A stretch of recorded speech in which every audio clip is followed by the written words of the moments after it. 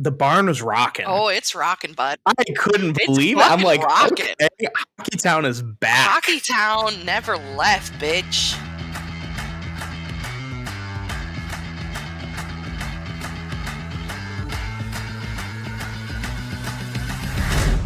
It's a new era in Hockey Town. I've been trying to figure out for months on end how I can make the Red Wings about me. And by God, I figured it out. We are now, I think, like 5-1 since I got dumped. So you're welcome, Hockey Town. I took one for the team. And because what of about me, Adam Ernie? People are blaming him. Adam Ernie was... the allegations of Adam Ernie holding the team back. They've been squashed. It's actually thanks to Jake getting dumped. It's because me getting dumped. I have, like, Goku style, like, taken all of the pain of the world and I'm holding it on my back. No, like, isn't that Atlas? I am Atlas right now. I am Prometheus, suffering for giving you guys the gift of fire. I am Sisyphus, pushing the boulder up a wall, or up the hill. That's me right now. You're welcome, Hockey Town. Maddie, I have a very important question. But before I start, welcome to 313 Hockey. We're very happy to have you here. Maddie, out of all the mascots in sports, who do you think is the most fuckable? Oh, that's a good question. Let me think. Are we including college? Any mascot, any sport. You just got to tell me the most fuckable one. The issue is most of them are animals. So I was worried there was going to be some furry allegations. God, no. We are the kink-friendliest podcast and the most kink-friendly podcast in sports, though. So I would say the Sparty. The MSU Sparty is pretty hot. He's kind of buff. He's buff, yeah. Who is the guy for the Habs? Youpie? No, Gritty. Gritty, yes. That's who I'd fuck. Gritty is the most fuckable mascot. Gritty is the most fuckable mascot. And the troll for Seattle is like the least fuckable. I don't even know what that thing looks like. The troll mascot that Seattle So there's a sculpture in Seattle, and it has a pretty fucked up history. They actually built it to like keep homeless people out from this underpass. Of course. And so they built this like giant troll sculpture. So basically, like, you have Gritty, who's for the people, and then you have this troll, Bowie. I think his name's Bowie, who is, hates homeless people. Did they even try? It's fugly looking too. You're telling me that Seattle, despite having one of the coolest mascots with the Kraken, take an anti-homeless statue and have now a mascot? You're telling me Seattle hates poor people? I am in total shock. Is this real? No, it's real. Look it up. Literally, you can look it up. There's your neat history of the day. What do I even Google for this? Seattle troll. Kraken. Yeah, you could look up the They'll give you the whole lore of it. They're not going to say like, oh, we created this sculpture to keep homeless people out, but like it was a very popular spot for homeless people to camp. Okay, this dude is cursed. Oh no, I do remember seeing this. He's fugly, but also I remember seeing this dude at the All-Star game. Okay, so why is the Seattle Kraken mascot a troll? The reasoning behind Bowie being a troll is that he was inspired by the Fremont Troll, a public sculpture that is underneath the Aurora Bridge in Seattle. In fact, the Kraken claim that Bowie is the nephew of the Fremont Troll. That's fucking lame. Curious that they would build a sculpture underneath a bridge. I wonder why. It's like adding those extra bars in the middle. Trolls do live under a bridge. Yeah, but he was already turned to stone. That's the thing, is it's a stone troll. And the only way a troll can turn to stone is if sunlight hits him. So we're inconsistent on the lore. I'm on the Kraken website now, and Bowie has its own like dating profile. Oh my. It says, Bowie's favorite meal is shark with maple leaf seasoning. It's shade. I like it. Bowie loves music. Legend has it Bowie once jammed with Mudhoney at the Crocodile. I guess like local lore. Folks are drawn to Bowie's many talents, high energy, and fun-loving spirit. Odds are you'll... shut the fuck up. What? Wait. It sounds bad. It's not. It's just boring. Odds are you'll see Bowie out and about, especially near the Fremont Troll, Bowie's uncle. Come on. Bowie is a great admirer of the Kraken and pays tribute to the deep-sea creature with a unique touch of magic in his hockey hair flow. Hockey hair flow. He's cursed. He looks like He's so cursed. He looks like if Troll Dolls like discovered Newports. Yes. Like if a troll came from downriver, that is what it would look like. Bowie, come to 313 Hockey Podcast. Bowie, we would love to have you on. Come say hi. Fucking cursed though. Anyway. Speaking of cursed, Detroit sports update. God. Let's go. I don't know. I wrote nothing. I have one thing, and it was kind of fun. Okay, so what? There's an anime award ceremony happening. Oh yeah. Let's talk about it. It's for Crunchyroll, which is like the most popular anime streaming service. For everyone who doesn't watch For anyone anime. that isn't a giant weeb. For anyone who has sex. Yes. The Anime Awards has a special guest, and that guest is none other than Detroit Lions Rookie of the Year, Aiden Hutchinson. How the fuck are you not going to pick Jamal? Like, I want to know. So disrespectful. I want to know if Jamal was asked and then he declined, or if there's something else going on. But, like, I didn't know Hutch was a weeb. Does this mean he is? I mean, if you get invited to an anime award ceremony, it's not like other NFL players are showing up. Like he. How do you know? I don't know, because I haven't seen any other NFL players that were invited. I need more information. I did see the headline, and my initial thought was just, why is it not Jamal? I was thinking that too, but I want to know, like, is Aiden Hutchinson like really into anime? Yeah, I need to know. That's kind of dope. If so, I would like people to ask. There is a WWE superstar there, cool. Cobra Kai actor, Juju Smith-Schuster's going to be there.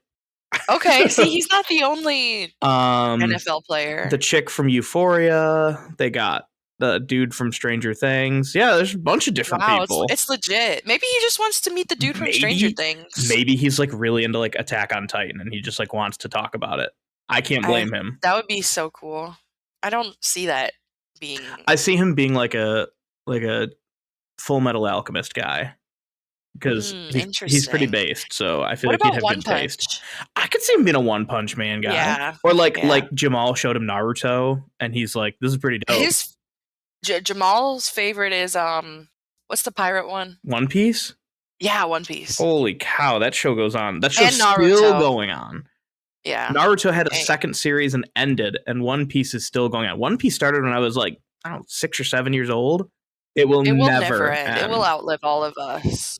Meanwhile, I'm just sitting here waiting for another season of Hunter x Hunter. Like, patient young lady. Yeah, I feel like this is too much anime talk. Is the creator dead, or did he like? No, he took a hiatus. Though. Yeah. Yeah, well, he took a hiatus, and then he was supposed to come back. He's like, I still need time. My favorite manga, Berserk, is never gonna come back because the creator died. He started it in the 90s, and he's dead now. And I don't know what's gonna happen to the story. But anyway, enough weeb stuff. We could go all day about this. Other Detroit sports stuff. The Tigers are coming back. Spring training has started. Yes. I don't... Usually yes, spring training is starting, but the Tigers, man. Yeah, Not much to look forward to. 100-loss season incoming. Cheap tickets incoming. It's like every game is Miggy celebration game, too. Yeah. Every game we celebrate Miggy. Doesn't matter. This is last year. Miggy's wearing new socks today. Miggy sock celebration day. Like everything. They got to get people in somehow. But yeah, it is his last year. Hey, I'm excited for some freebies, though. They're going to have plenty of giveaways. Oh, yeah. Every Saturday. Really? They're doing every game on a Saturday. They're giving shit out. I'm going to have to head home. You might have Speaking to of which, yeah, my job is telling me I can move anywhere, so there could be a return to Detroit arc. Detroit, Michigan, baby. Mm-hmm. Don't even bother with the burbs. Just come right into the city with me. I was thinking that, because it's not like I'm getting married and having kids anytime soon. So you can get married and have kids in Detroit. Yeah, I know. It's not. I'm thinking about school districts. When people say that. It's the school district stuff that I worry about. Yeah. Damn. But anyway. You're thinking about your school districts of kids that you don't even want right now. I know. Yeah, I should just move into town. Did you see the Blues thing? Like the St. Louis Blues thing? Yes. I actually just read about that. Craig Berube, for those out of context, he said a lot of our best players are not doing the job right now. And Robert Thomas, who's one of the best players on their team, I think he's their top line center, said, I've been a part of this team for a long time. And what he said couldn't be further from the truth. Yep. That's like, why the fuck, as a coach or a leader in any capacity, are you going to badmouth? Like, even if you're frustrated, right? You don't go to the public and badmouth your team and your players. Like, you're supposed to be leading them. It's just like, ugh, what a fucking moron. And what I wonder is that relationship fractured now? You know, could there be some trouble? Maybe it already was, though. I feel like they probably already were beefing. Robert Thomas. ¿Quieres Detroit? We could use a guy like him. I would not complain. We could use a lot of guys. Now, that actually brings up an important question. Next week, is it next week or the week after is the trade deadline? What? Next week? The vibes are like immaculate right now. A week from today. Like we have supremely good vibes. POV, you're Steve Yzerman, and you're at the table for trade deadline. Are you buying? Are you selling? Or are you standing pat? Dude, it's so hard to like get into these conversations because everything changes every day, multiple times a day. So I might feel a conviction one certain way right now, and then tomorrow or by the time this comes out, either that situation has changed or it just changes all the time, and I can't really stay on. I think I have some names that I like consistently still want to move or like even well, yeah. Like I hate the Ken Hollandism, but like, you know, kick some tires on these names.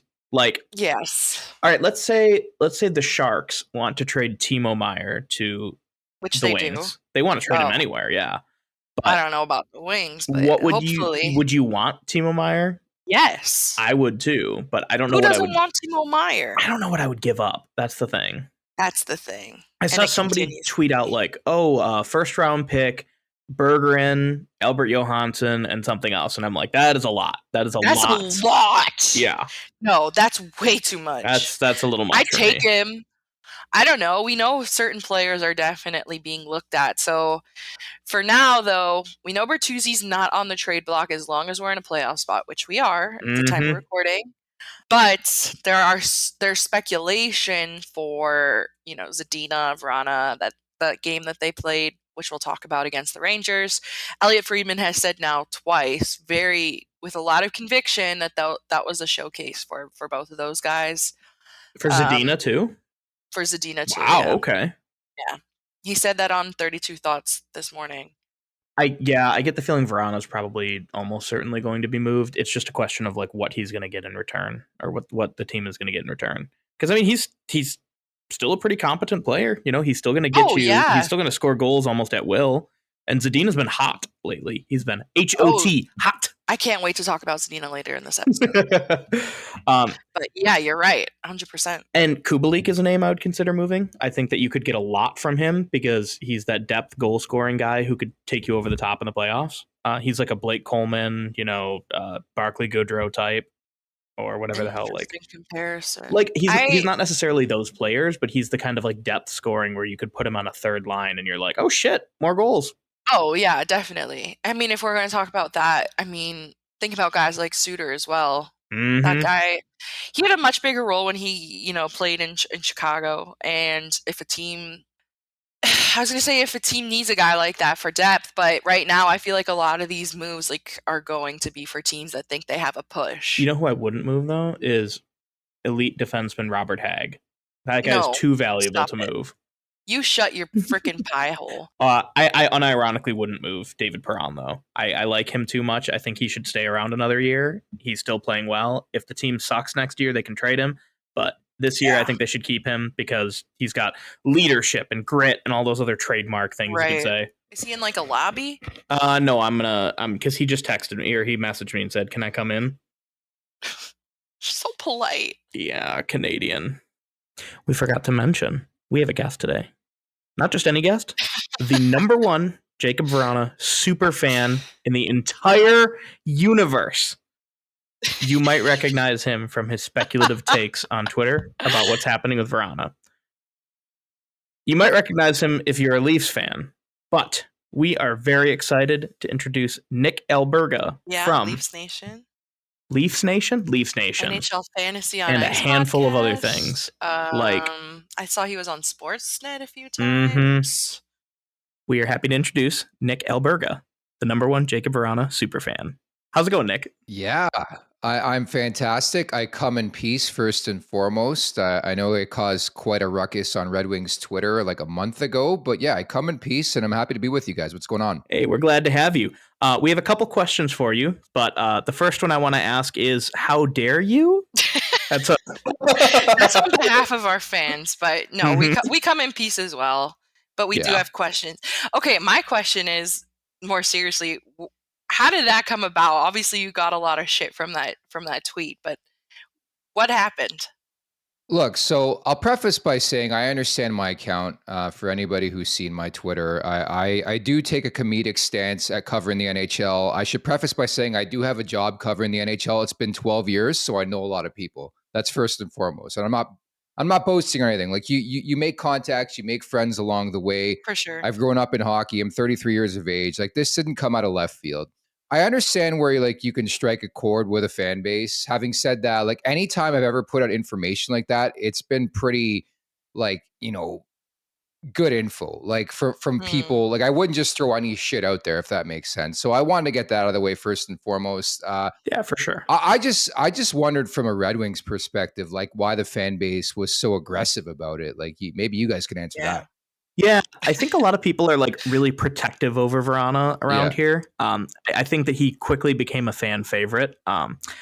And pretty much like, with all the player safety stuff going on, I think that it's kind of a sore spot for people, especially there's so much there's been so much uncertainty around the situation. Nobody knows exactly what, is going on. We haven't really gotten much perspective. And when he got waived, it was like a wildfire going through the entire fan base. So I think it's still a little raw for a lot of people. Yeah. So yeah.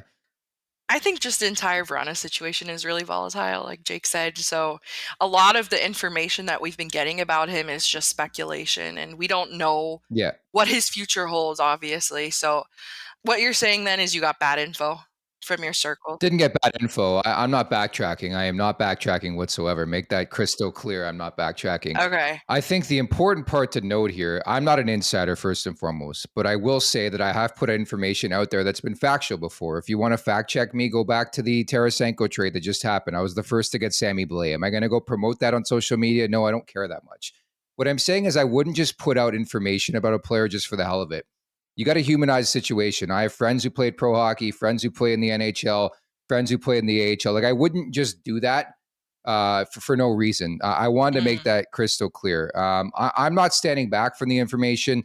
I think it's important to stress in the initial tweet. It's tough to miss, but it says highly likely, which there's a little gap that tells you that things can change. And I will say that I had the information backed up from not one, but probably like 3 or 4 different credible sources, like very high credible sources in the league that my information wasn't incorrect. So I wanted to get that out there too. I do think something's going on behind the scenes. I'm not going to tell you everything I know. I don't think it's fair. It's not my place to talk about the situation. But I can tell you, like, they're still open to trading him if they can. He's a year away from UFA status. I think to an extent, the proof is in the pudding. The team's been amazing lately, but this guy's playing 12 minutes a night. Can you answer why? Gets called up. You're Jakub Vrana. You're a health bomb for 3 straight games. I don't care who you are. I don't care how many games you've won in a row. If Jakub Vrana is playing Jakub Vrana hockey, you put him in the lineup. Like, he's that type of player. So I think there's alarm bells all around this situation. Obviously, it's been very, very quiet. We're not going to know anything in the long run, but I can tell you first and foremost that he's still in play via trade. Yeah, I think a lot of people just tend to forget that like things change. A lot of details can change over time too. Yeah. That like you might hear something as a source one day and then it might end up just totally turning on a heel the next. I think when you're over Twitter, it's very hard to like put the person or like humanize or like visualize the person who is offering this information or like tweeting this stuff out. Yeah, no, I imagine. Like, not to talk over you, like I get it. You see some random dude who works in Toronto, covers the Leafs, but I think it's important to defend myself, and that's why I want to come on this podcast. I've covered the NHL for 12 years. I worked for NHL Network Radio for 8.5 years. If anything, I've covered the league longer than I've covered the Maple Leafs. I've worked for Sportsnet. I've worked for the NHL, the Tampa Bay Lightning. I'm not listing off my resume, but I'm trying to bring some credence to my background and my voice and who I am. I'm not just some Joe Schmo off the street randomly putting out information, right? I just think it was important to put that out there. And I should note too, like Jakub Vrana is one of my favorite players. This was not meant to piss off a fan base. And I understand there's people out there that know my brand, know I'm a bit of a troll on social media, but who isn't these days? It was more so I thought it was valuable information to put out there considering nobody knew anything about the Vrana situation. Yeah, actually, I read some of your work before we had you on the podcast, and I know you definitely have. I was telling Jake all of your background, and I read some of your pieces, so definitely can respect that you've been around the league for a number of years. I guess my follow-up question is, you're saying you're not going to renege, but Vrana ultimately was called up. Yeah. So something there wasn't kosher. Yeah, no. So I could tell you things change. There's no question about it. Things do change because at the time when I got the information, it was made pretty adamant that like he's finished there. He's not playing another game. But again, things change. The injury to Raymond, I get that. I think along those lines too, he hadn't been looking good in the AHL, then started to pick up steam. But I can tell you for a fact he was about to be a healthy scratch before he was called up to the NHL last week. So the proof's in, like, there's something there. I'm not getting this out of left field. I'm not trying to make it a bigger story than it is. You're not going to find out much around Steve Yzerman for sure. Definitely not. But I trust the source. I will say that I trust the source where I got it to. And I think along those lines, I do think his name is still out there. The trade deadline is a week away. But it's one of those things where I think people want to see him play too, right? So I think there's a reason why he's back in the NHL. Yeah, and we talked a little, Jake and I earlier, Elliot Friedman had mentioned that the game last night against the Rangers, for example, is definitely a showcase for both Vrana and Zadina. Are you hearing those things in your circles as well? I can't tell you exactly what teams are interested, but I've been hearing concrete since I put that out on Twitter that he is available. And there's even information that if they can't find a trade partner, they'll examine what to do in the offseason. Like, we're at that point where I do think it is a fractured relationship. I mean, anybody who's seen this situation play out for the last couple months, Jakub Vrana gets called up and he plays 11 and a half minutes in back-to-back games, and he's a healthy scratch 3 games. Like, there's something up, right? And again, yeah. I'm not coming on here to make, it a bigger story than it is. I just sort of wanted to defend myself, give you a bit of a background who I am. I'm not just throwing shit out there just to get a rise out of the Detroit Red Wings organization. One that I love. I love the organization, love the team, and big fan of Jakub Vrana. Well, I imagine too, like, you're probably used to hearing or seeing fan bases react in certain ways. I mean, like, you're a part of Toronto media. Like you know how Leafs fans can be. Job. Yeah. It's and I was at war with Islanders fans for a couple of years too. Who isn't?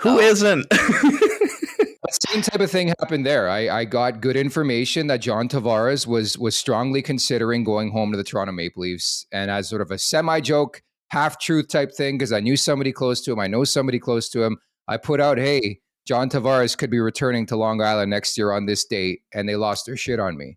But it's like... It is what it is. I know to poke the bear a bit, but like in this scenario, I can safely say I was not trying to do that. I respect the team, love them. Big Wings guy growing up as well. A lot of friends who were fans of them. Like that wasn't the intention of the tweet. Okay, so I was shocked when I saw the pushback, and that's part of social media. When you're in the media, as you guys know, like there's going to be pushback. There's not everybody's going to like you. It's pretty much everybody likes us though. Yeah, everybody loves us. Well, Wings fans love you, exactly. No, we got haters. It's indicative of the territory, right? If you want to be in the media or in life in general, I mean, it's just there's going to be naysayers, so I get that. But I'm not walking back the comment. I'll say that. Right on. Yeah, we respect holding our guns here, sticking to our guns here. Yeah. Let me see. So I just wanted to add too, like the phrasing is important in the tweet. It says highly likely, which still gives you a gap to say, hey, there's a possibility. Like things do change. I could tell you at the time when I put it out, the likelihood wasn't very high as I put forth in the tweet. And I get it. It happened. But things change really, really rapidly in this world and the sports world in general. We've seen a lot of these type of scenarios play out. I think it's really presumptuous to assume that people read on social media, though. True. Like, that's true. Well, I think even if it says likely or highly likely, or the message is the same. Yeah. But I think, okay, so you've seen our fan base react, and something that we talk about a lot is other fan bases, but it's especially fun for us to talk about Toronto. Mm-hmm. Jake and I have interviewed Leafs fans at games, and it's one of the funniest things that we've created. But just as someone in the Toronto media, how would you describe the differences between the different fans, over in Toronto versus Detroit fans or another fan base? You're probably asking the wrong person, because I'll be quite honest, a lot of Leafs fans do not like me very much, which is very interesting. And why? Because when I've covered the team in the past, and I had a pretty good role as their radio host for a couple of years, I'm very honest. I'm an honest person. I was critical of management, critical of the coaching staff. I think to a degree, I hold myself true to that in media, whoever I'm covering. I don't care who my favorite team is. For a long period of time, nobody knew who my favorite team was. Am I a big time Leafs fan anymore? Not really. When I was 14 years old, yes. But the thing people don't know about me was born in Montreal. So it's like, it's one of those things where I rather be that type of person where nobody has a clue who I support. And I understand I work for the Nation Network now, and I do a daily YouTube show. But my job as a media member is to share my opinion, I feel, to an extent. And I do that sometimes more aggressively than I should. But I would say the fan base isn't crazy about the way I view stuff. But how is it any different? Like, my problem is why can't I have an opinion on things, right? I think sometimes you get wrapped up on social media. There's either one opinion or you're the rest and we don't like you. And I don't believe in that. I think everybody's entitled to their opinion. I don't care who you are. And so I stand with that. I do think I was placed in this earth to be a media member and cover the NHL. And it's something I've wanted to do since I was 10. So I'm going to do it to the best of my abilities and how I want to do it. To answer your question, Leafs Nation is a very sensitive bunch for a variety of reasons. Obviously, among them, they haven't won a Stanley Cup since 1967. Just imagine, and again, this is news to me. I've never heard this before. We never talk about that. Exactly. It's like that. You're still like the laughing joke, right? Even I've got family in Quebec, they still throw it at me. But yeah, that's one of those. The other thing is you're the hockey mecca and you should win. Right. And I think you guys obviously have been fortunate in all those years with Scotty Bowman and company in Detroit and just winning and winning and winning. It was unbelievable. There's that. And then there's the fact that they haven't won a playoff series in 18 years, right? So they're very, very protective of their team. Every fan base is, but it seems like the Toronto market in general is very, very sensitive, which again, if you're somebody like me who's a shit disturber, I don't mind getting into it. Does it mean I hate the team? No. I think the team's really, really strong. It's incredible. It was an honor to cover that team for a couple of years and do it right now. It's great to watch Matthews and Marner and now O'Reilly and Tavares and all these guys on that roster. But facts are facts. They haven't won a cup since 1967. They haven't won a playoff series in 18 years. There's been a lot of losing in this market, with the exception of the Toronto Raptors, who brought an outsider in, and Kawhi Leonard, and then he split after 1 year, right? So there's sort of this curse that the Jays are on the up. Yeah, the Jays are good, but they haven't won in I feel like 20. I say that every year too. Yeah, exactly. The Jays are on the up. The Jays are on the up. Exactly. So that's pretty much the perspective from Leafs Nation in long, is that they're just very warped and very sensitive. And it probably doesn't help that it's near constant coverage on every outlet.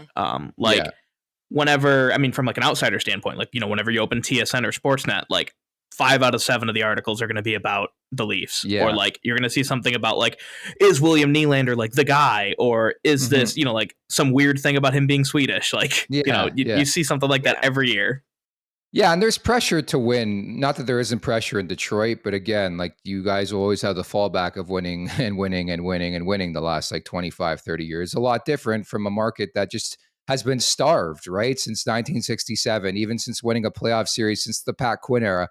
It has been so long that I think it's really wearing down what makes them even more sensitive in the long run. So I'll be fascinated by the springtime to see if they can get over that hump. But I tell you, the pathway in the Atlantic Division, very, very difficult right now. It's bloodbath here, man. Mm-hmm. Do you foresee the Leafs getting knocked out in the first round as per tradition? Well, my tradition is to pick the opposition in Game 7 for 5 years in a row. So I'm happy winning money in the betting round. I don't care betting against the team. I do think it's a tough opponent. You guys would laugh, but I actually have a signed Lightning jersey right there because I used to do work for them. It's going to be tough, man. You play Vasilevsky, you're playing Hedman, you're playing Kucherov, Stamkos, Point. Like, these guys are absolute gamers. They know how to win. They know to take their game to the next level, not to throw every cliche at you. But having said that, how long was Steven Stamkos known as the guy who was a notorious loser? Great player, couldn't win. Alex Ovechkin, same type of conversation. There's a laundry list of guys in even the last decade who, for a long period in their career, were known as notorious losers. So what I'm saying, I think you would think eventually these teams will break through. Having said that, a team like San Jose never did it. Nashville never did it. So there are, exceptions to that theory, but Tampa did it. Washington did it. St. Louis did it. Colorado finally did it. So why can't Toronto be next? I mean, there's going to be a point in time where they eventually win, right? Why can't they? What? Well, you didn't answer the question really. Do you think that they're going to be able to make it past the first round? I want to see what Tampa does. I don't know to answer that because I think Tampa's one of the best teams in the league. I think if you're ask me right now, though. Yeah, okay. I know. But that team's like built for the playoffs. If you ask me right now, I think Tampa wins the series. I know it was long in making the point, but when you have the best goaltender on the planet, future Hall of Famer, when you have Hedman, future Hall of Famer, it's tough to overlook that. And I felt the exact same way last spring when I took Tampa in 7 and it was 3-2 Toronto. They literally have Mariano Rivera, to use a baseball term, Mariano Rivera, Andre Vasilevsky. The guy is incredible in game 6 and 7. So I think Toronto's going to give them a run for their money. I think it's going to be close, but I have to pick Tampa, sadly. Is it going to be another generational handshake line like last year? Because I remember they were really happy about the handshake line. Yeah. I don't know. Everything's a story in this market. It's hilarious. Like, exactly. I don't know. I covered this team specifically as the Leafs radio host, like in the brunt of the pandemic. That was a lot of fun. Remember when they lost to Montreal? Like, that was a joke of a series. Yep. And then the one everybody forgets, the Columbus Blue Jackets. That was after Columbus. I don't forget. I don't fucking forget. I always remember because game 5 of that series, the 5-game series, right? I believe it was on August 8th and my birthday was on the 7th, or it could have been on my birthday. So I'll always remember that. And I had to go on the post-game show. And I mentioned being a media member in Toronto. You're always dodging. I had death threats on Facebook from Leafs fans who were like distraught about losing. It's next level in this market. Not to say Detroit's not like that, but there is some urgency here. What's the most fucked up thing that has happened to you as a member of Toronto media? Like, fucked up thing? Yeah. Just death threats, like trolls. Just to you, though? What about family members?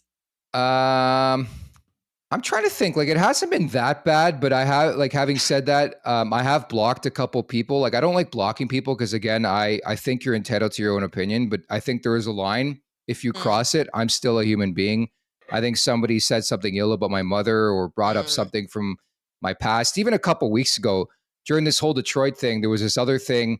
I put out a funny tweet. I thought it was funny in December. I put Austin Matthews in a Coyotes jersey. You want to trigger? It's funny. So, the tweet, I put out a tweet and Leafs Nation lost their shit. I'm like, you guys are this sensitive that you think the best player, one of the best players on the planet, is going to split for Arizona and their 4,600 seat barn? Like, you're kidding me, right? Like, if this he's coming home. It's so stupid. It is absolutely so stupid. So they lost their shit. And in that, I made the mistake of going back. Sometimes you get curious. I don't know if you guys do this, but you like search yourself on Twitter. And I made the mistake of searching my name. And the funniest shit. No, don't do it. I went back and I found this guy. So like, I played like hockey growing up, but just like house league hockey. Like, I'm a big hockey guy, played with friends, played in a league growing up. And there was this guy who was just 5 years older than me, was like, he used to coach with his dad, but he wouldn't play. Like, his brother was on the team. His brother was the goalie.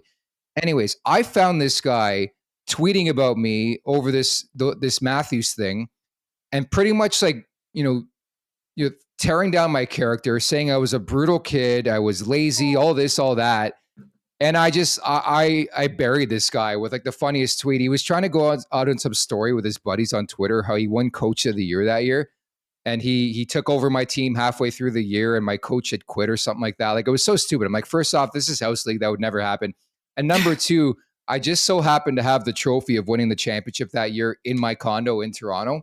So I was like, that's weird. I sent him the tweet back. I'm like, I remember vividly winning the championship that year. And oh my God. I beat him in the championship and I sellied in front of their bench when I scored on them. I never heard back from this guy. But I You always seem remember like the this. kind of guy to do that. Yeah, like I just have a long memory. If you fuck me now, I'll fuck you in 10 years. No, I meant Sellying in front of the bench. Yeah. Not afraid. Yeah, go ahead. We had something like that happen, like a couple months ago. Somebody talked about like Datsuk being the Magic Man, and I made a joke, and I was like, "No, Trevor Zegras is the Magic Man," and and we got like foul messages, and I'm like, "This is clearly a bit, you know? Like, no, I don't think Trevor Zegras is the Magic Man. Like, enough." Yeah, but it's like I think you guys can realize this too. Like, you have to have some sort of thick skin being on social media, and this conversation coming full circle. Am I that affected by Red Wings fans losing their shit on me? No, because I think you have to develop that thick skin, and I feel like I have over 12 years. You know, I started in this industry in 2011. I'm clearly confident in myself, confident in my portfolio, what I've built in my resume. But you have to have some really, really thick skin, because I can't stand the people on social media who won't show their faces, won't show their name. The keyboard warriors, those get to me, because as I said to some eyes, like I do think everybody's entitled to their opinion, wrong or right, fact or fiction. Give me your opinion. That's what social media is for, right? Always. Social media is specifically made to be evil. But put your fucking face on it. I agree. Yeah. It's All right. Let me see. What kind of notes do we have here? Yes. Do you want to do it? Yeah. For me, guys. You want to talk Red Wings deadline? Yeah. Actually, that's a pretty good question. So, all right. POV, you're like, Kyle. Actually, yeah, we probably should ask you about that stuff. POV, you're Kyle Dubas. You're looking at the Wings roster. You're trying to figure out, like, okay, what could we use to bolster our chances? Right now. Yeah. Jakub Vrana. Who do you pick and why? Jakub Vrana. No, Tyler Bertuzzi. It's not going to happen. They pulled his name off. Yep.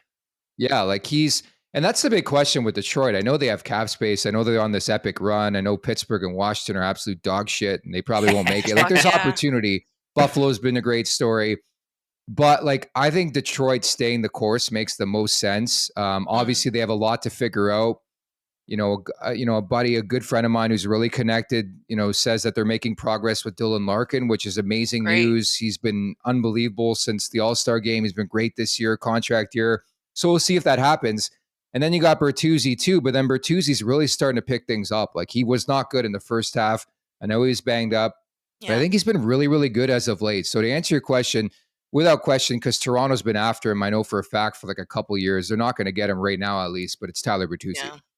Well, keep your eyes up, because every year Yzerman trades a player after their birthday, and it just so happens to be Tyler Bertuzzi's birthday today. But we do know they're not going to trade him as long as we're in the push. That has been already said and stated. But I can't think of a team that can't use Tyler Bertuzzi, though. He's such a versatile player. He can fit in any lineup. Mickey Redmond calls him a junkyard dog. Junkyard dog. Like he's just so like he's such a hybrid, like throwback player. Like he's not Tom Wilson, obviously, but I do think he's like a close to Tom Wilson. I just think almost the way the way he plays the game, Shanahan type, like. Well, Shanny greasy. Well, that I don't know if you should say that, because Shanahan was a really, really greasy guy. He was known for his abilities and stuff like that, but he had some sandpaper, and I do think you need that element in the playoffs. I just think a guy like Bertuzzi would be highly sought after if he was available, and that's why you've seen him linked to Detroit, Toronto, because he's that sandpaper type guy who can play on your first line. He can play heavy. He can stand in front of the net. Like, he does so many good things, and I think Detroit's starting to see that the last little while. That's why they're winning some games here. I think he's a big part of that. Yeah. There are a lot of factors, but like you said, he was banged up. He's been out, and we've really missed not having him on our roster. So we love seeing him back, and hopefully for a little bit longer. Sorry to say, but we like having him. So you said you were a Leafs bit of a Wings fan growing up. I'm a hockey guy. Like, I watch their games a lot, obviously close to proximity. I went to school in London, Ontario, which is close to you guys too. So like, they have a lot of Fanshawe. Oh, it's a college. There's a college university. I went to Fanshawe for journalism. So a lot of Red Wings fans there. Like, you watch a lot of games, but I was just generally like a big hockey fan growing up, and I had a couple friends who were like diehard Wings fans, big Stevie Y guys. What would it take for you to hop on the bandwagon? I would say next to impossible, unless I get out of the industry. I think if you cover, like, it's been 12 years and I covered the NHL. Like, I still do stuff for the NHL now, where it sort of desensitizes you. Like, I won't lie. I was a kid, 13, 14. I would literally cry when the Leafs lost in the playoffs. Now when they lose, it's like, woohoo, the summer's here. I can go on vacation. Like it's sad to say, and like Leafs fans don't want to hear me say that, but like your mentality changes when it becomes your full-time occupation, if that makes sense, where it's like, I wake up on a daily basis, content creator mind first. What do I got to do? What are the storylines in Leafs Nation right now?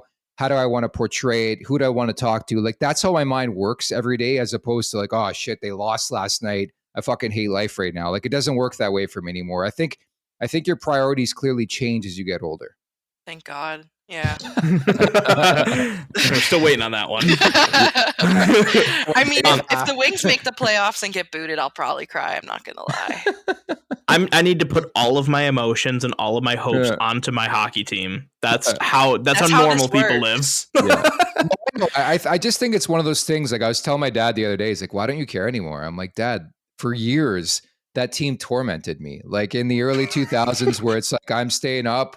I remember I'd have a big bowl of popcorn, have some Pepsi, and just muck at it and go at it and watch the game and have those crazy games with Ottawa and Buffalo. And like, you live and die with every hit. To that point, I think the game has changed so much where I don't get into it as much. And I feel like myself becoming old. Like, I'm 33. I don't feel old. I don't look old, in my opinion. Like, I feel good.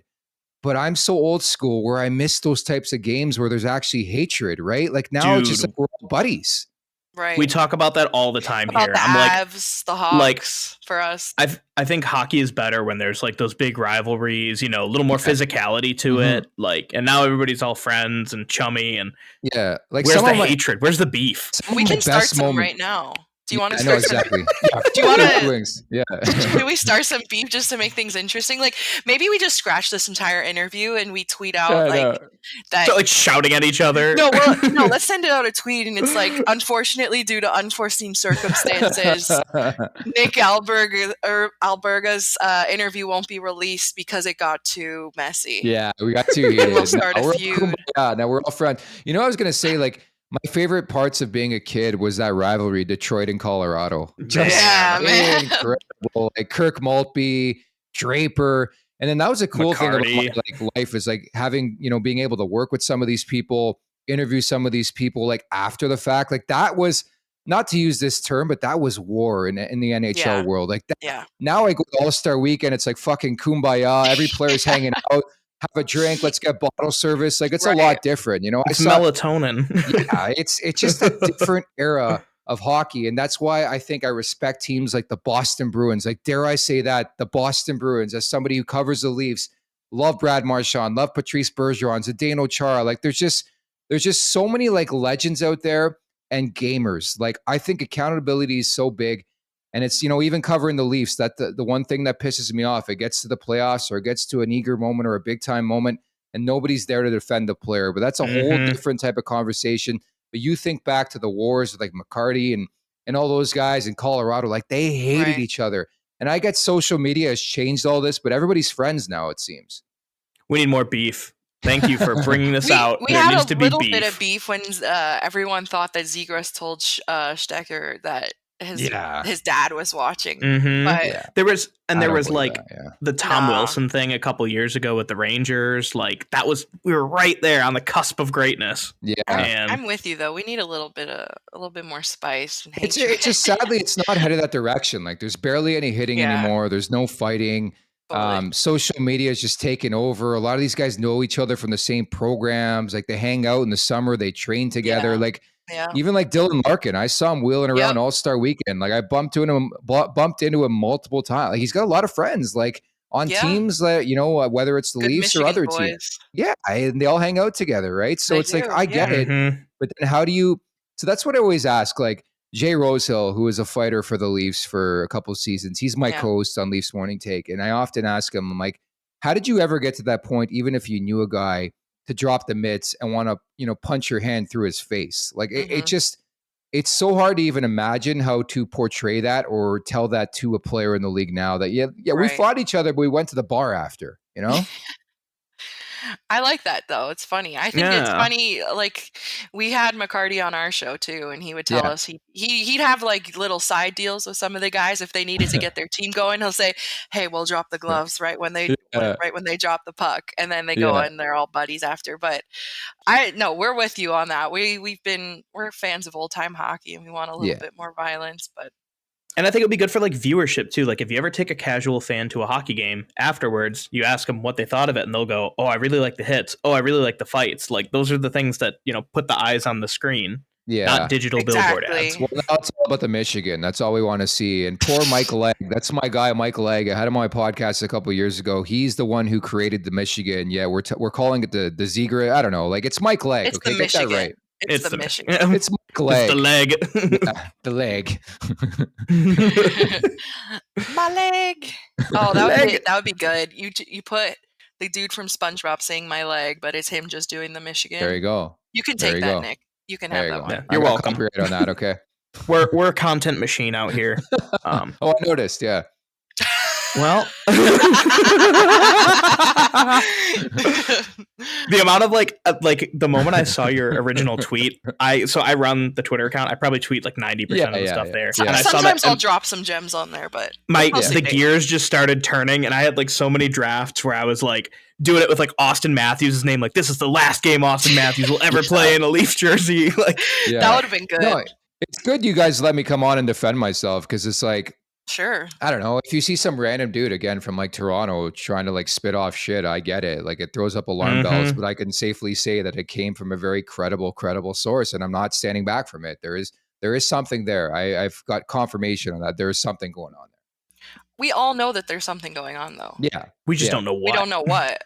Yeah. I kind of don't want to find out at this point. I feel like, it's one of those not your business things. Yeah. But, the inner drama fiend in me is like, yeah.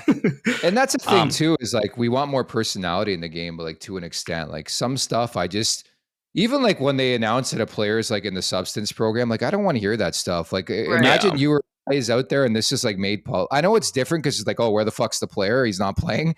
But it's like, would I want this stuff public? But I guess that goes along with, being in the PA and it's agreed upon and all that stuff. But like, it just, it's a different life. I'm telling you, to be in the microscope like 24/7, like we're media. Yeah, we have a say and we talk and give our opinions, but it's nothing close to like actually being a player in the league or somebody. Those guys don't have any like personal life. And everybody's like, oh yeah, well they get paid a lot, so that's what they give up. But and I'm like, they're still human beings. You still want privacy. Yeah. Well, I think we have a couple questions left for you, or at least I know that Maddie, you've got one. But before that, do you have any questions for us? Not really. I just, what am I going to ask you? I don't know. Like it's one of those things where I'm happy you gave me because I started trolling back. Obviously, I'm like, let me come on your podcast, some other people. And they're like, no, like, it's like, that's why social media like is hilarious that I got no chance to defend myself. And then I didn't want to stoop to that level. So I'm not going to subtweet and say, it's like, I don't need to I wouldn't have put out that information if I wasn't firm in it. Right. Like I asked a couple people, like, you don't just throw shit out there without asking a couple people first. So like, no, like it is what it is, See, we like to just throw things out there, and then if it sticks, then yeah, cool. Then we were right, and we're awesome. And if it's wrong, it was a bit. It was a bit, and you fell for it. Ha ha ha. It's funny you say that because even like I'm not an insider, but like somehow, some way, I was able to get my hands on the Sammy Blais information. So I was like the first to put that out and first to put out the return package in the St. Louis New York Rangers deal. And the whole time, I'm sitting looking at my screen and like texting the person. I'm like, are you accurate? And they're like 99.9% sure. These are the names. These are the players. This is the deal that's going down. I even had Mikkola and I didn't put it out there because I just wasn't confident in it. And it's like, I could only wonder what insiders feel like on a daily basis when they're throwing information out there and there's a snafu or something like that, or they get uncredible information. Like, there's a lot that goes into it. The information come from a player, it can come from a GM, it can come from a coach. Like, just think about how many personnel are in the game. Right. And it is sort of like broken telephone sometimes. So never overlook that aspect where one person says something, it gets up the chain and it's a lot different than actually what it is. But again, I can tell you with this Vrana situation, I did confirm with multiple people who are high up in the game that there is something to it. And we all know, as you guys mentioned, there is something to it. But I want to bring to light like their pressure. And again, I'm not an insider, but I can only wonder what they deal with when they put out information, knowing there's still a possibility it could be incorrect. Stop me if you've ever heard this phrase before. Source? Yeah. That's the best term, right? Like, I don't know how to put it. Like, obviously you don't reveal like who tells you information, but like you also don't put information out unless it's coming from a really, really credible person or credible people or something substantial, right? I think as somebody who's covered this game for like 12 years, not to date myself, but like I'm not the type of person just to throw shit out there like, oh, this is happening, like this trade's happening, right? Like you have to like, credit it, make sure, validate it and all that stuff. Like there's a sort of chain that brings you to sending that tweet out. I'm not tweeting blindly, Yeah, but of course, like we don't know you, like we didn't know you. Yeah, no, I get it. Our fans didn't know you, so. And from an outsider, it's like, there's the perception of like, there's the perception of like smug Leafs fan from Toronto, like talking down, like thumbing their nose at the Wings. The like, Toronto elite. It wasn't that at all. Like, no, I get it. And again, it's more so like my current role. I just started this job in October, and don't get me wrong, I love it, but I get it. Like there's this perception that this guy's Leafs homer guy, because every Leafs person is a homer and every fan base is a homer. But again, I really don't have it in my bio, but I've covered the league for like 12 years. I do stuff for the NHL right now in a fantasy hockey podcast. I was at All-Star Weekend. Still do stuff for like NHL Network Radio. I'm like everywhere, but my main focus is the Leafs. But I have the background of covering the whole league. So like, again, I can tell you about Pius Suter if I need to. Like I can have the conversation about Detroit. It's not like I know nothing about the team, We get that now. Yeah. Nedeljkovic, great year. Yeah. Rude. Why do you have to comment for us like that? Look, he's trying to keep it chill. Question for you, Justin Holl crushing it. What? What's the question? Well, that we agree with that. Justin Holl, he's struggled this year. He's in a hole. Has your faith wavered in Steve Yzerman? Because obviously there's this aura around Steve Yzerman. He built Tampa, didn't win with them, but pretty much built that team. Has the stance changed in Wings Nation? I think from an outsider's perspective, a lot of stances have changed. I think a lot of people are looking at things a lot more critically, like what with Ben Sherratt and all, kind of not living up to expectations. Yeah. But I mean, inside, when Steve Yzerman first took the reins here in Detroit, he said the most important thing you guys need to understand is patience. Like we need to be patient, and because this is going to take time. Mm-hmm. And after seeing what he did with Tampa and seeing like people like Seider coming in, like when Seider was first drafted, a lot of people were like, so what is he thinking? Like, this is crazy. And he's turned out to be like a huge win for them. So I don't know. For me, it's a matter of wait and see. I'm still in the wait and see phase. I think he's got, if this team was underwhelming over the next couple of years, then I'd be a little more red flaggy, but they're building up. I'm not. I'm not terribly worried just yet. Now, if we get Connor Bedard, that would be a nice little thing. That would be a nice little thing. That would be something for any team. Just a little thing. No, but to answer your question, I have not lost faith in the Yzer plan, and I would say that most fans are in the same boat as I am. Like Jake mentioned, we know that you have to rebuild. Takes a while. Coming from the 2019, which we just said before was like the worst year for us in recent history. Yeah, you have to start with what you have and work around that. And I think with picks like Seider that people ridiculed and then later got dummied for, makes them more confident in his plan. So I think this season is a really big turning point, though. So depending on how things end up finishing, in any case, we are improved from last season. So I think that's a win for us, and no one expected us to be making this push right now. Yeah, I think it's been a good story. I think the push the last like couple weeks and the fact that they've pulled like Bertuzzi off the trade market, Larkin's going nowhere right now. Like it tells you all you need to know. And I'm still curious. Like maybe I do think to a degree, I like when GMs like, give it to their players and reward them for like a strong run. Like Seattle's another example of that. Like I want to see them reward them for having this type of season and being sniffing around a playoff spot. So I wouldn't be shocked if they add here. Out of all the teams, just from a pure vibe standpoint, pure vibes, who has the best vibes and who has the worst vibes? In terms of what? Like direction, fan base, like player, like roster setup, all the above. Well, like I mentioned earlier, like Tampa's the gold standard for me because they just have drafted so amazingly. Like that's so hard to do. And like a lot of their key pieces who got the job done are guys that they brought in homegrown, right? They're big boys, Hedman, Kucherov, Vasilevsky, Point. Stamkos, like, Sergachev, they bring in that trade for Drouin, like another great piece of business. I do think that team's the gold standard.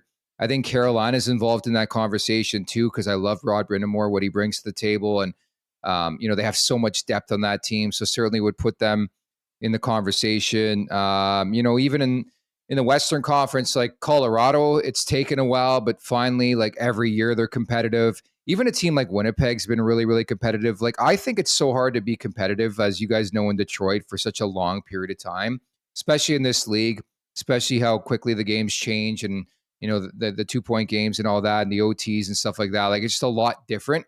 So I would say those types of teams I always commend for staying in the conversation year after year after year. That's why I was really impressed with San Jose under, what they did for 20 years and making the playoffs all the time. The Nashville Predators have won, I've made the playoffs 8 straight years. Like, I think there's something about that that's not really spoken about enough. Yeah, I can agree with that. We at 313 Hockey think that the Chicago Blackhawks have the worst vibes.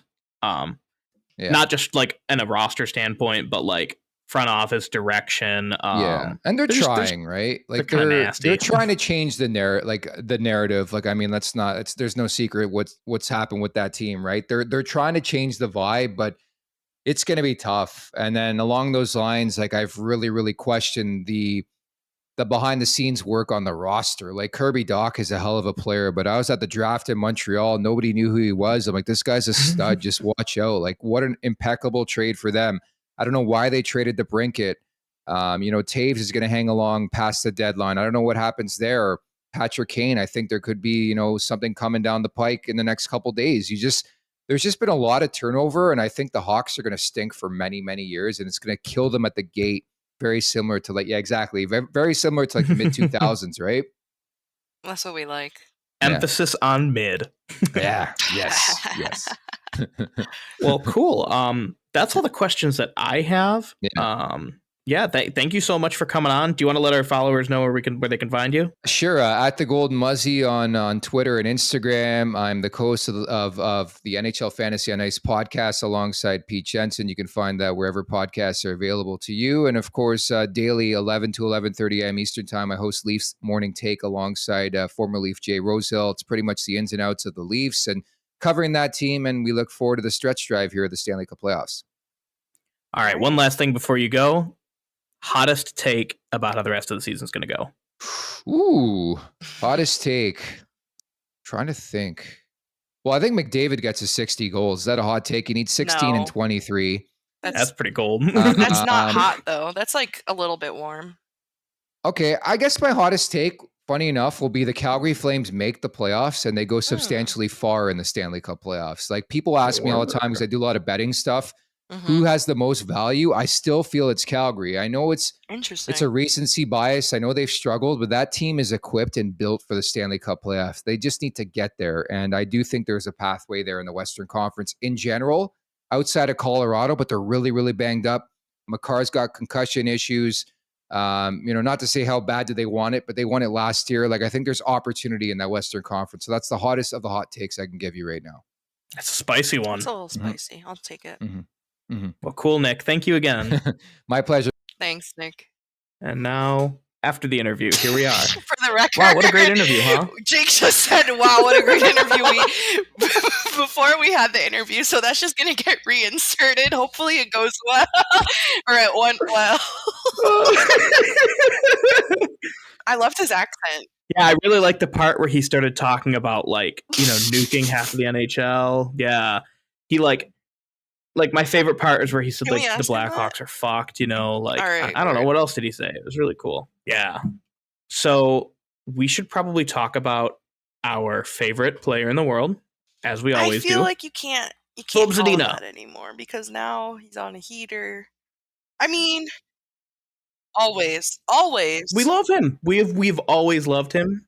And if you think we've ever been critical or we hate on him, it's because, like any other Midwestern person, we motivate through tough love. I mean, that's just how you have to do it. He's turned his season since he's been back around. I think he looks really good. It's like when we have discourse about Zadina, it's not just to be mean, despite what some of our haters think. Some of our haters think we actually do not like him. But as he is on our favorite team, I would like him to be successful, whether that is to the Wings' benefit or the benefit of Steve Yzerman through a trade. And I think he's been playing really good hockey lately, and a lot of parts of his game that we criticized, I mean, never criticized. Right. If we Yeah, no, if we did it was a bit. It was a bit, except it was really to funny. Be real for us to motivate him. Look, if it upsets you, if you ever disagree with us and you don't like what we say, just know that it's a bit, or think it's a bit. And then you'll never have to worry about it. But if you agree with what we say and what we say winds up being correct, we are based and the best podcast in hockey. Possibly all media. All right. I took it too far. Maybe we're the all I'm best saying now. is I will call what's the saying? Call a sheep, a spade? No. That's not even what I mean. But what I'm saying is I'm just going to talk about their performance based on what I see. So if I was critical of Zadina in the past or not, fine. But now he's playing different. So now I can change my opinion. And that's how it fucking works. Andre 3000 of Outkast once said, "You're only as funky as your last cut." So. All right, cool. That's so good. Yeah, we can. Great song. I want to say, I think that's Rosa Parks. That's like her I think that's the name of the song. So Rosa Parks quote. Yeah, that's a Rosa Parks quote. You know what? Rosa Parks is really into being funky. Dude. Honestly, yeah. Do you know the Mike Ilitch story about her? Not only we talked about this. I swear to God. But besides our other interactions, I think on the show you have brought it up 3 times. Go ahead and tell everyone the Rosa Parks the people story. need to know. And we have millions every day. We have millions of new fans every week. All right, for our new fans, so we need to people let have been them know. For those longtime listeners who have been with us for years, our podcast was made last June. We respect and thank you for your patronage. But as Jake mentioned, we have so many new listeners every single day that it might be worth it to repeat the Rosa Parks story. We need to indoctrinate some new people here and there. Surely you understand that Mike Ilitch secretly paid for Rosa Parks' rent for a while when she moved to Detroit. So that's pretty cool. Holy shit. I just want to know why he didn't just buy her a house, Maybe she wanted to stay in an apartment. I don't know. What do I know? You're right. Anyway, back to...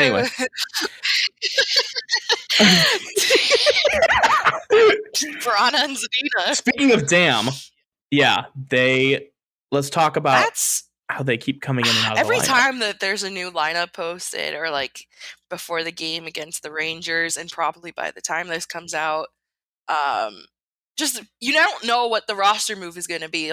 I could have not guessed that Berggren was okay. First of all, there was a huge kerfuffle because Vrana's name came off the roster, so everybody started shitting their pants. Okay, let's talk about that. Let's talk about that first. I have an announcement I would like to make for the entire psychotic fan base. We are not the Leafs. We do not need to speculate and panic about every single thing that we see. What we need to do is wait until you see an official announcement from the organization, or Ryan Hanna. And if either of them say anything, take it as it is. Do not speculate. But it's so fun because then that's how we wind up with number one Leafs fan, number one Jakub Vrana fan saying that this is his last game in Detroit. He's never going to wear the winged wheel again. Oh God. They've both been playing well though, for what it sounds worth. I know. I haven't caught much of Vrana. I didn't really see much of him last game. At the time of recording, the last game was against the Rangers. But he did have a cool defensive play there. That was pretty nice. And a must win. Basically, at this point in the season, every single game is a must watch. Oh, definitely. And usually at this point, I'd mentally checked out. At this point, I start to another think about what team I want to win the cup if I can't cheer for the Wings. Yeah. At this point, I start reading up on the draft rankings, seeing who we would pick. Well, the good news what is about for this us, guy? Jake, Do you we're think this gonna guy's get Connor good? Bedard, so you don't even need to look at the prospects. That's the best part. Is we're in a very I think when we first recorded and we were talking about season expectations, I was the best case scenario we can have is we either make the playoffs or narrowly miss it. Did you say that? And then draft Bedard. Was I on there? And was I on the show? Did, yes. Me? I don't remember what episode. Yeah. Yeah, hell yeah, you were. Yeah, you said something about like big steps from Cider and Raymond and some other things. And what do you know? And Raymond's We're supposed to be back. Big memes from Cider. I saw a nerd stat where there's some sort of expected goal. I don't really know how expected goals work, but our good friend, right? Like, that's what I want to know. Like, that's like Mickey Redmond. Expected goals against. So I think it has to do with defensive impact. But according to our best friend Brian Fisher, shout out to Brian, we love you, and Locked on Red Wings, the Wallman Cider pairing is the best pairing in the NHL at suffocating and that's goals. Why we love stats. We love stats when it backs you up. And it looks amazing too. I'm looking at this little graph right now. It's a 59.8% expected goals percentage. That's good, right? I don't know. That's Jake. Yeah. What do stats and Hellberg have in common? What? They back you up well when you need it. That's good. That's really good. That's a real knee slapper. Damn, that's like I love that. Old man humor. First, a man that I went on a date with said I reminded him of his grandpa. You got grandpa's own. Now I have old man humor. Oh my god. Just need some big old fat dangly gross old balls to match. What's your favorite accent? Let's say like sexy accent for a significant other. If you could pick a significant other's accent, you're gonna get it right. I'm gonna tell you exactly which one I think you're gonna pick. No, it's gonna be Windsor, isn't it? You're not far off because Windsor Canadian accents aren't as strong as like a pure like. Oh my god, Alberga, Saskatoon boy. Give me some of that. If they sound like Shoresy, oh yes. Oh some my Thunder god, Bay, Thunder Ontario. Bay. Give me some Sudbury. Are you shitting me? Oh god. What's the one? Scarborough. Good too. I'm naming off all of the like OHL team names. I know. Get that Kamloops accent. Kamloops is out in BC. I mean, sure. Yeah, but you're right though. What's your? I feel like you'd like a French. Oh, God, yes. French or Irish. Irish women, I think, have very beautiful voices. A lot of guys say that. They just do it. I think it's the ancestral DNA where I'm like, my Irish side is like, oh, hello there. I don't share that with you. But not romantic, but just in my favorite accent, but like not in a sexy way, is Nigerian. That's a very cool accent. It's a very cool. Every Nigerian person I knew in college had the most poetic way of saying anything. Oh yeah. Like, I would say like, oh yeah, we're gonna finish these drinks, and the guy would be like, they will not see the dawn of the next day. I'm like, wow. I gotta start. Like, holy shit, that's awesome. Yeah. Okay, what do you think is the least intimidating accent in the world? The least intimidating. Oh, Japanese. I'll tell you. I was thinking New Zealand, like get on the ground, get the fuck over there. What are you gonna do about it? I think it's funny when like there's like gangster like British people. I think that is the funniest thing. Like if I were in the UK and some fucking guy came and like, give me all your pounds, mate, I'd just laugh in his face. Money.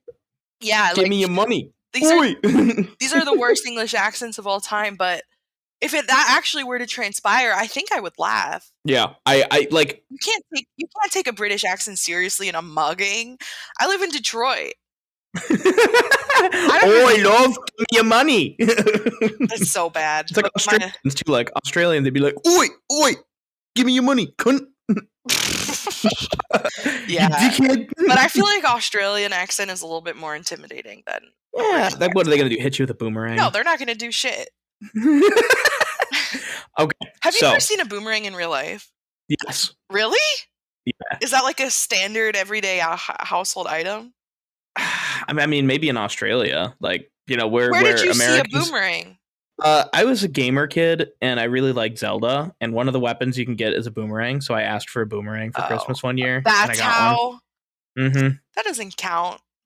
I guess it does. It counts. Just got a dude walking around holstering his boomerang. Well, that's why I asked. Like, well, that's what I want to know is in Australia, is open carry like they walk around with the boomerangs in their pockets? So you're like, are boomerangs like definitely Australian? Back, bruv. I'm armed. Yeah, they are. What is that accent? Why are you from Boston?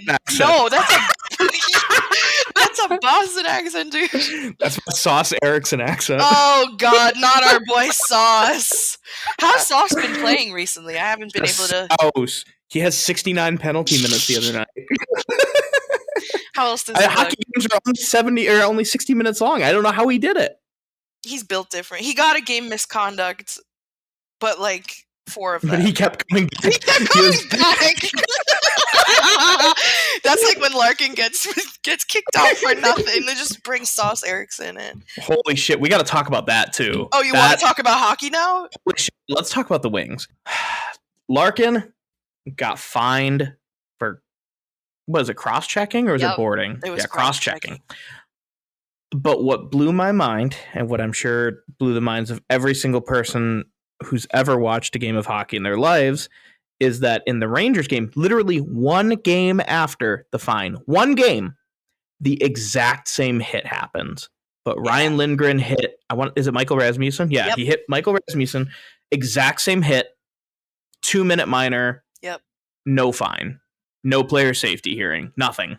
Did you see the pictures that people were taking pictures of all the different like ways that Larkin or other wings have been like cross-checked or whatever, and just literally not even a penalty versus like what Larkin got a game misconduct for. Yeah, it's obscene. And I mean, like the game before Larkin got fined, I think somebody from Calgary hit him in the neck and didn't get a penalty. Like the Blash drill on... Oh, that guy is so funny. He's fun. He gets so angry at like the inconsistency of reffing. Oh, I know. He's the one person who's like keeping the record of everything. Like, I just don't understand how George Peros, who I almost got confused with George Soros for some reason. I read a tweet earlier this week. It was like they heard that Vin Diesel was coming back in a movie, and they were like, I thought he was dead, and then he realized that I was thinking of Van Gogh. Vincent Vin Diesel. Vin Diesel. Oh my God, did you go to the Vin Diesel exhibit when it was in Detroit? Oh, it's so beautiful. My God. Okay, wait. Yeah, George. Yeah, I mean, it is so inconsistent. I don't know how they make these determinations, but I also like... Well, I can tell you right now exactly how they do it. Oh, no. Does the team have a wheel logo on their jersey? No? It's okay. Does the team have a wheel logo on their jersey? Yes. Oh, penalty. All right. Fine. Can I ask you a question, though? Because I have been reading a lot of tweets from our fans. By our fans, I mean the Red Wings, not this show. Saying, like, there's a conspiracy theory against Detroit and all of this shit. I'm like, if you're an NHL official, right? How is every single one... What do you think is going... Do you think they're having a meeting and telling all the refs just like, you do? You do? I think they all stand aside and they go, all right, which team are we fucking over first? Mm-hmm. And they're like, well, we had to watch Detroit win for decades, so let's fuck this team over. You think... Okay, real talk. Do you... No. Because I don't think that's happening. I know this a bit, but... Well, how the fuck could there be a conspiracy against us? I think... And if anything, it wouldn't be against them. It would be against, like... Well, you know, like a smaller market team. Like, if anything, they would want to make like the poor teams like fucked over. Because like when a successful team like Detroit is winning, that means more money. You know, like big picture.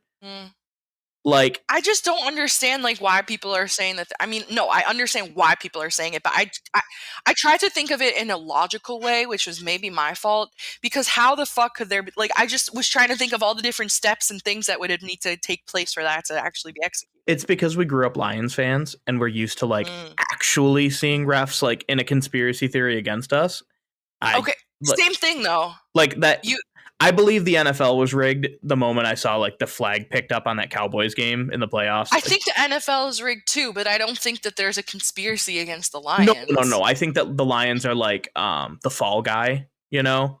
Like, yeah, like take the brunt. Yeah, like, you know, they need to have like their heroic stories of like, oh, Aaron Rodgers is doing this, and like, let's just use the Lions. Like, they lose all the time, so it's just a normal thing. So like, well, Yeah, that's not the case then for Detroit. And now they're with the Wings and like with the refs. My theory is that they all go to Gary Bettman's evil castle in Transylvania, where like anytime there's like a photo of it happening, there's like a lightning bolt in the background. There's bats flying out, and you hear like an organ like na-na-na, na-na-na-na-na, and you go in, and there's like Gary Bettman at the end of the table with his finger sitting in like a relaxed pose with his hands up. And at the either ends of the table, you have like Satan, Dracula, the ref, Aaron Rodgers, and they're like, yes, how can we fuck over the Detroit fan base again? I think people do think that that's going on. I like that he has a Darth Sidious voice. Yeah, that's how he actually sounds. I also think that Gary Bettman is like a robot that they have to like update with like a new patch every year, and they accidentally installed like a bug about Arizona, and it keeps bringing up Arizona. I think if he were a robot, that he'd do a lot better job. Do you remember when he came up for the draft and it was like, your commissioner Gary Bettman, and then you just hear at the draft, boo! Every single time he takes the stage, every draft, every cup winning, when he's there, he's gonna get booed. Mm-hmm. It's not just one. You never hear that with like Adam Silver in the NBA though. Yeah, because he's not as hated as Bettman. Yeah, I think he's kind of beloved almost. Did you see their like the NBA? Oh, I should have said this in the Detroit Sports Update. Did you see the like tech they're using for the NBA next season? The tech? They are using this like it's almost like a augmented reality where they scan your face and your body, and you can replace yourself, like any player on the screen, with yourself. That's pretty funny. Oh my god! Could you imagine like I am Mo Sider? That would be so literally freaky. so funny. And you could be like in any outfit too. You'd be in like PJs, like fucking like yeah. Holy fuck! I would make an entire what is the point of that? An entire like highlight video of just me in like like jean shorts and like a denim vest, like deking out like everybody on Datsuk's highlights. If you're gonna be doing that, at least call it by its proper name, jorts. Jorts, you're correct. I should have known better. Okay, Canadian tuxedo, but you're deking everyone. That'd be great, wouldn't that? You have like a big cowboy hat. That's how I see myself in my dreams. That's like your astral projection. That would be so fun and cool. I wish that was part of my personal brand. You think you should just get one of those big hats? You know what we should do next year? At the draft party, we should go as like, that Justin Timberlake, Britney Spears thing where they were in like the full denim costumes. Why would we wear it there? We should like Met Gala this shit, like just show up and show out for literally no reason at like a draft party or like the playoffs. If they make it in the playoffs, Game 1. Oh my god. Game 1. No way, dude. I've been already dreaming about an outfit that I'm going to wear at a playoff game at the LCA. POV, you're going into the first playoff game in the LCA. What are you wearing? Oh, a jersey. Oh, wow. What? Of who? I don't always wear a jersey. I wear, like, last night when I went to the game, I just had, like, a shirt on and a jacket. Oh, no, I did wear it. All right, scratch that. I wore a jersey last night, but I usually don't. I probably wear my Zetterberg jersey. I don't know. I'm going to wear a hockey jersey at a hockey game. Fuck off. I have so much Wings memorabilia that, like, I have tons of sweatshirts. I wear those. It's hard for me. It's hard for me to choose. And if it's warm, if it's April, I have this Wings tank top that looks really cool. Serve. Yeah, bitch. That's right. What are you gonna wear when we make the playoffs? Tuxedo t-shirt. No, you're not. You're so full of shit. You're a real answer. I want like those like 2010s like swag era outfits. Wait, can you have those shutter shades then? I want a snapback, but instead of it being the Bulls, it'll be the Wings. And I'll be like... Yeah, but it has to be flat brim. Mm-hmm, flat brim. It's got to be like the douchiest slides, possible. But they're Red Wing slides. Maybe like a Drake t-shirt. That's a little too long. Oh, God. No, how about I'm So Random? Oh, God. Or Haters Motivate Me. Oh, can we make a t-shirt that says "Haters Motivate Me"? And it's just like a picture of. I heart haters, but it's 3-on-3 hockey. Oh, that's good. I was gonna say like maybe we put Zadina's face on it or something. Oh, that'd be good too. I don't know. Are we allowed to do that? I don't know. We need to look into the legality of it. what if somebody drew his face? Is he? Then it's art. Is he? Or whoever. Actually, Jack, if you're listening to this. Oh, Jack will definitely be listening. We love Jack. We love Jack. Jack, if you're listening, Jack is a very talented artist. Incredibly talented. Their Twitter look up their is 91-minute major. Yeah, everybody, if you want to go follow a really talented artist who also is a big Wings fan and from Windsor. They're Canadian. Yes, they're from Windsor. Yeah. Give them a follow. All right. But like a weird part of Windsor, not actually Windsor, like the weirder part. No. Like one of those like Tecumseh adjacent. I don't remember. I don't know dick about Canada besides the fact that I could move there if I want to. I know about Canadian dick. I bet you do. Did you just slurp?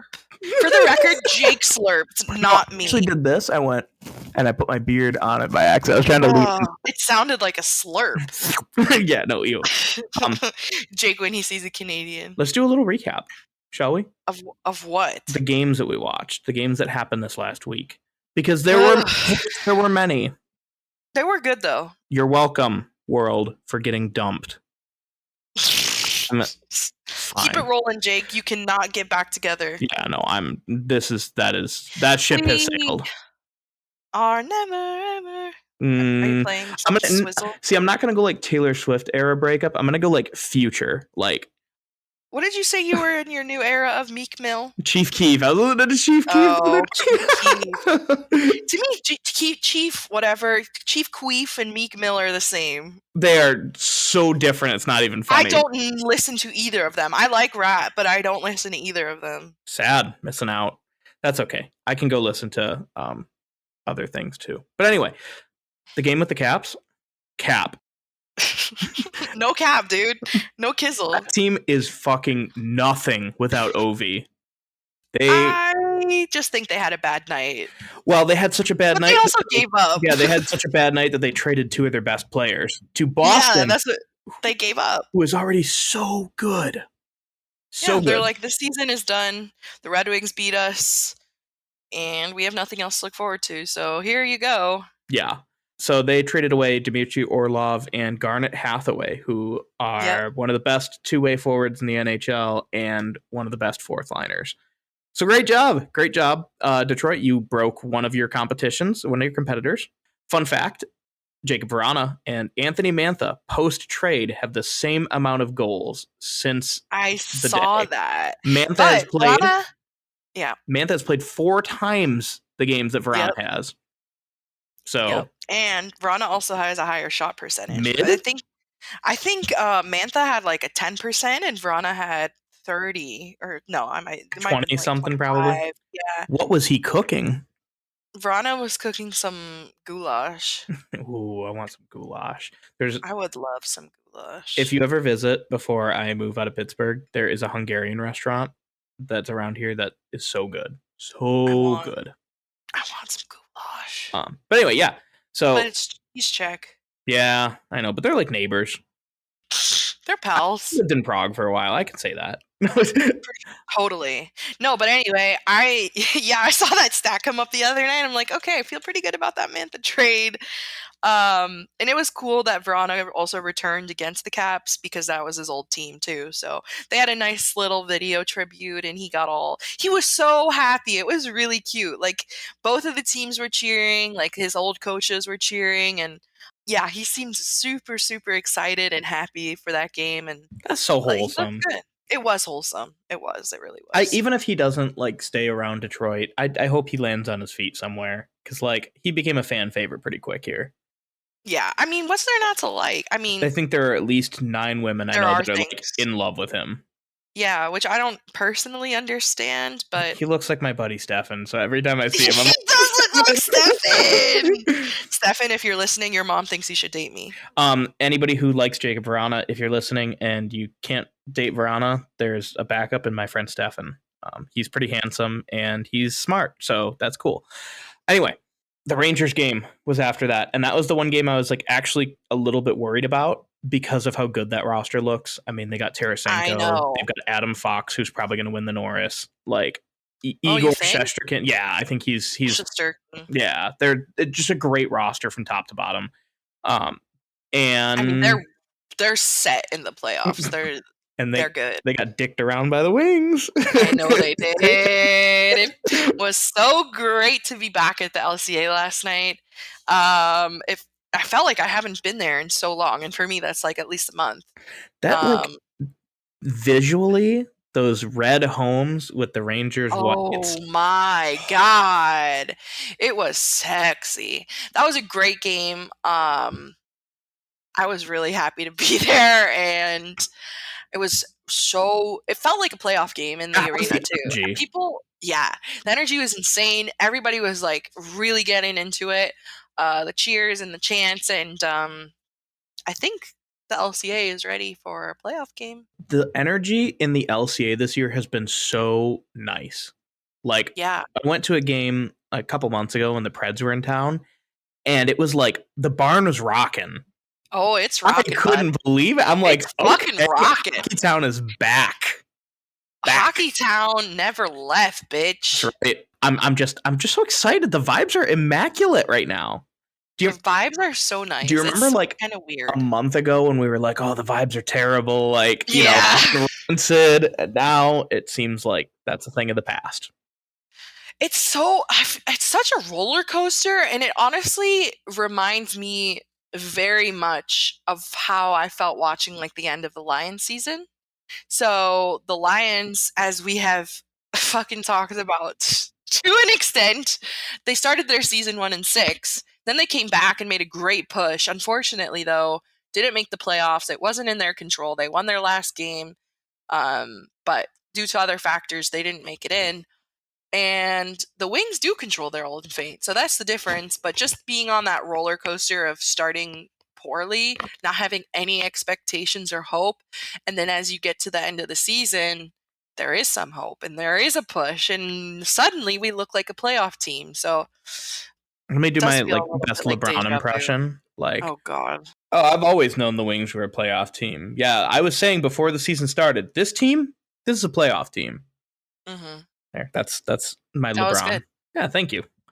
I always noticed that he has the correct opinion long after the fact. Like in hindsight. Oh, yeah. In hindsight, he always says he had the correct opinion. He's like, Hitler was kind of a bad guy. I never really trusted that guy, you know? He'd say some things, and I said, whoa, hold on. We shouldn't be listening to this guy. Did you know LeBron's from Ohio? Yes. He's from, I don't know where in Ohio, though. Like a small town. Oh, I know. Hold on. Akron. Akron? Ooh. Yeah. I knew that. Did you know that Michael Jackson's from Gary, Indiana? I did not, but that makes a lot of sense. I see, and that doesn't make any sense to me because I think that Michael Jackson had an angelic voice, and with all the pollution that goes on in Gary every day, I'm surprised he didn't sound like Janis Joplin by the time he was like 18. Oh, I can't really praise Michael anymore. No, me neither. But at the time, and Freddie Gibbs, rapper, is also from Gary, Indiana. He's got some bangers. Gary, Indiana is cursed. Whenever you drive to Chicago, do you have to go through Gary? Yes. Oh, it's so cursed. Bad. It's cursed. It's cursed. It's terrible. Also, something I found out recently, and might be helpful information for some of our listeners, not me, but for anyone else out there, if you get pulled over in Indiana and you have any pot on you, like you can go to prison. Yeah. And they will even I think like less than an ounce you can go to prison. Is weed legal in Illinois? Yeah. Okay. I was going to say, like, they probably, like, wait to try to find people and pull them over. Like, entrapment. That's fucked, dude. Mm-hmm. But it's also insane to me that, like, it's our neighbor state, and every single billboard in Michigan, if you're, like, in a normal area, is like, there's a dispensary, you're next right, or you just puff past us. And it's like, there's dispo billboards left and right everywhere. Then you get to Indiana and it's like, you fucking criminal, you better get that violent thug out of your car. Yeah, exactly. It's crazy. On the ground, get on the ground. And it's literally like a 5 milligram gummy. Yeah. I had a friend who actually I won't name his name, but he got arrested in college he had a bunch of edibles in his car, and he had to eat all of them before the cop pulled him over. And he, for one, had like slipped through the cracks of like his seat, and that's how he got dinged. So he had fuck. Oh he's like, I had to spend the night in jail. He's like, but I was really just stoned out of your mind. I was like, talking to him afterwards. I'm like, did it feel good? He's like, well, no, I was in jail. And I'm like, yeah, but you were high. He's like, yeah, the high was kind of awesome. He's like, but I was really hungry. That's crazy. I would have been, oh my God, if I partook, you know. Mm-hmm. Did you see Kasperi Kapanen is on waivers? Kasperi means treasure in Italian. Oh, well, he's not. No, apparently the Penguins didn't think he was much of a treasure because. Ooh, another sick burn. One thing I've been doing now that we're in this crunch period is just like watching the games for the people that we're in competition with for these points. Mm-hmm. So every team that they're playing, like Edmonton blew out the Penguins. Holy shit, 7-2. Also, 7-2, and then the Penguins get home to boo their team and their star. Like, fuck you guys. How did you I moved to Pittsburgh at the end of 2021, and I have gone to probably, I don't know, 8 or 9 Pens games at this point. And that fan base is among one of the stupidest fan bases I've ever met in my life. And I've been to like, and I'm not even like trying to sound biased because I've been to games in like Philly, I've been to games in Columbus, right. You know, I just went to one in North Carolina, and like out of all of the arenas I've been to, like these fans are some of the most like entitled I've ever met in my life. I mean, when you're in the neutral zone, they're going, shoot the puck. When they're like, you know, defending, like anytime one shot goes in, there's this old lady who sat by me and she's like, what the fuck are you doing? She's like freaking out, like meltdown mode. I would fight. And I'm like, dog, like you have seen 3 cup wins in your lifetime. Right. And you're like having a meltdown over a like kind of recent not good cup game. Wins. Yeah, recent, like in the last 5-6 years, like that you've seen one. I don't understand how you can be like so. I don't know. I've never been at the point when I was a Wings fan where I've like booed, you know, or like thrown my jersey. Our own players? Fuck no. Like, but I don't think we've ever had reason to. But even then, like the 1920 season, that was a bad season. That was the worst season I've ever seen in my life. But it literally, I think, if we're counting like the last 50 years, I think was the worst season. I've never gotten to the point where I've like booed the team or like thrown my jersey on the ice. Like if you throw your jersey on the ice, first off, you're a fucking idiot because you're dropping $200 on a jersey and then tossing it on the ice. Second, like if you're like that much of an adult baby where you're throwing a temper tantrum and you gotta like, I'm gonna throw my jersey on the ice to send a message. Like there are better ways to send a message. Okay, so how would you send a message? It's a good question. There's many ways I would send them. I'd take a dump on the front, like, you know, in the front of the LCA if I had to. Really? Probably not. Probably that would never, ever be, like, known to management, and just some sore, sad fuck would clean up your human-sized adult shit. Fine. I would do it outside of, like, because in this alternate universe, Ken Holland is still GM. I would do this outside of Ken Holland's office. Because that's the only reason why, you know, I'd have to be at a certain point of, like, being so done with the fan base. You know, there'd have to be, like that Blackhawks level situation where I would need to, like, you know, and I would also have to eat a lot of Coney Island in order to like feel like I got a dump, you know. It would happen sooner than you would like at that point. Like if we just were slamming Coney dogs, like let's say I gave you 10 Coney dogs, we'd have a quick operation. I think I'd be able to finish eating 10 by the time I'd have to. It'd be over. I'd force it down your guzzle. That's torture. What's more torturous? Would you rather eat 10 Coney dogs or wear a Blackhawks jersey for an hour? You're in public, by the way. Where in public? Downtown Detroit. Where are the Coney dogs from? Dealer's choice. Oh. Do I have a time limit, or can I just... You got to finish them in, I don't know, like an hour? Coney dog. Hour seems fair, yeah. And then you got to walk around downtown. Oh, I have to walk around after? Afterwards. Yeah. You didn't mention that earlier. What activity can I do in the Blackhawk sweatshirt? You got to go ice skating at Campus Marshes. No, I'm taking the Coney dogs. But he's gonna take a stick off and try to stab you. I would be seen too. Mm-hmm. Imagine, like somebody would think that I'm having like a nervous breakdown. If you ever see either of us in a Blackhawks jersey, just know that call the feds. Help I do need serious help. I'm not putting on a Blackhawks jersey. You're at the point where you're wearing a Blackhawks jersey, which tells me that you're okay for now. I mean, I still have our team on for now. They're literally tattooed onto my body. Like, I can't legally take it away. You can't.